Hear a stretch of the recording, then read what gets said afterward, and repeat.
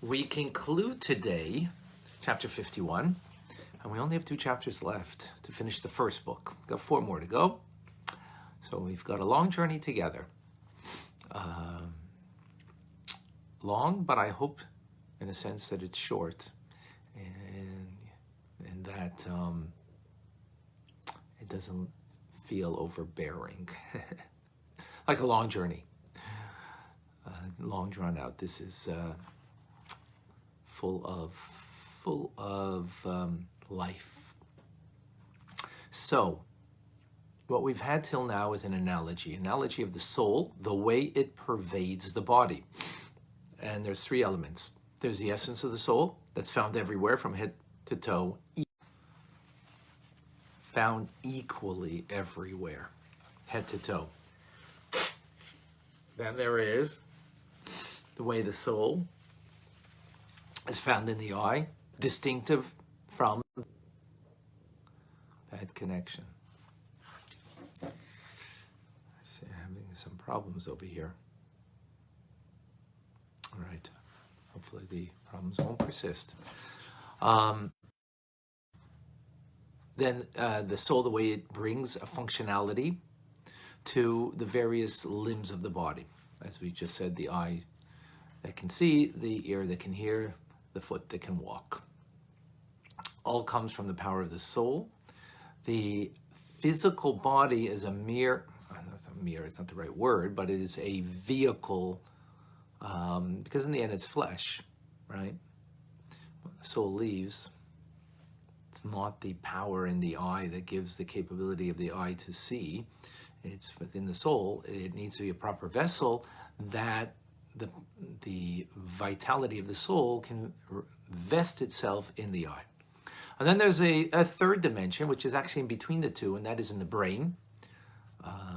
That there is the first manifestation, as opposed to the essence of the soul, which is not manifest, and therefore it's equally in the brain as it is in a toenail.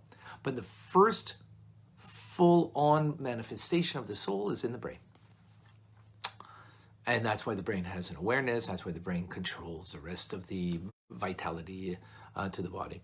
That element, we will not deal today in the analog. We're going to deal with 2 aspects of the analog.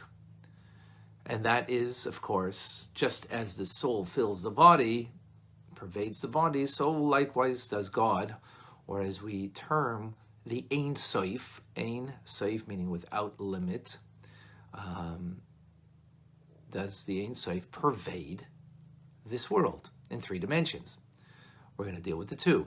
One is the essence, and then how the Ein Sof is vested in everything of creation, and through that making different gradations, just as the soul, different gradations of vitality it gives to various limbs of the body.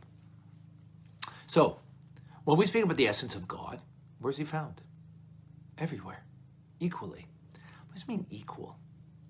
Equal means that the higher spiritual worlds and this lower physical world, lower in the sense that God's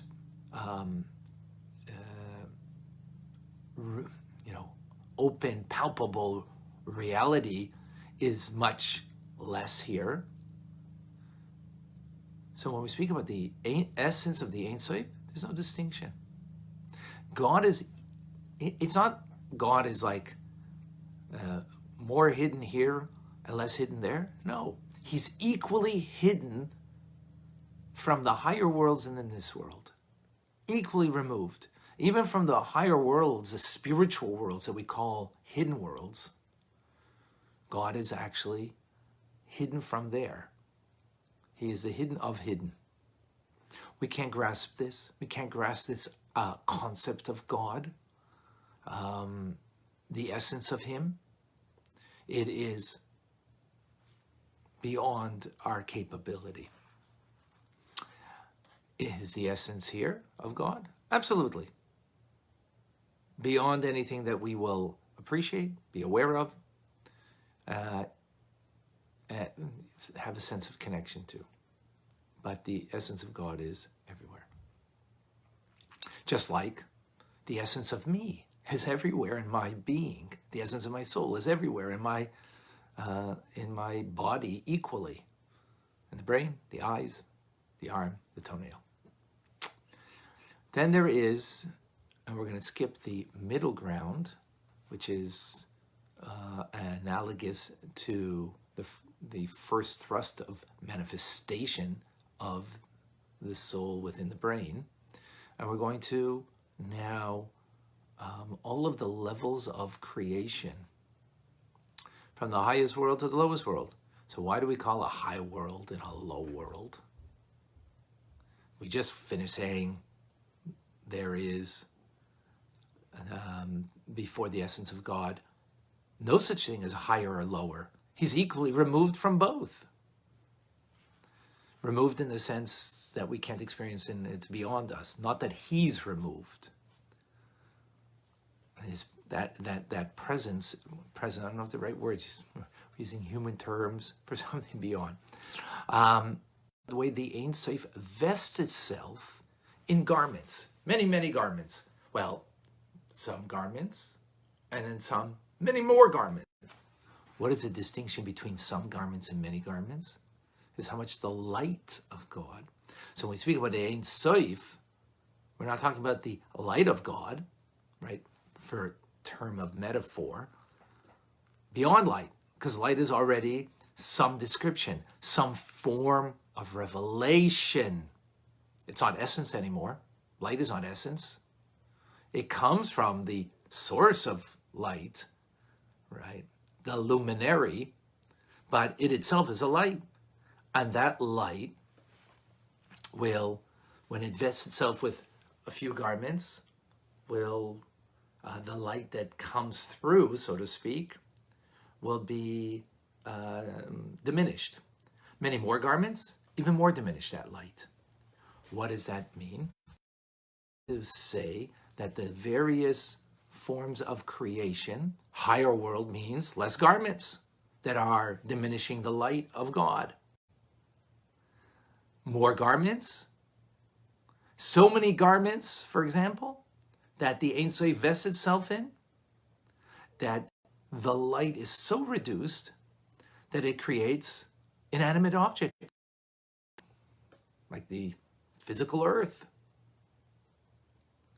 or a rock, or whatever the case may be, where the light of God is greatly reduced. But that's all the Ein Sof that is vested in many garments, metaphor of garments, that now reduce that light, and therefore higher and lower worlds. So therefore, just like the soul vests itself in garments, so to speak, the garment of an eye versus the garment of an arm or a toenail. One is less light, and figuratively, here or in the eye, there's more light, and therefore you can see. In the toenail, much less light, and therefore it's a toenail. So therefore you have the different gradations of the presence of God in creation as a result. That's it. Where are we going with this? We have another level that we're going to speak in the next chapter of the presence of God too. And that is analogous to the brain, the middle ground between the hiddenness of the Ein Sof and the creative process of higher and lower worlds. But we're going to have to stay tuned for that. Where does that lead us to? When we understand the presence of God on these three dimensions, understand what does it mean that God is more revealed in one place than another place. That's it for today. Stay tuned for more to come. I'm Rabbi Ronnie Fine, coming to you from my home and my share with you the Tanya. I'm sorry for those who didn't get a chance to say hello to. I say hello to all of you. And wish you a wonderful, great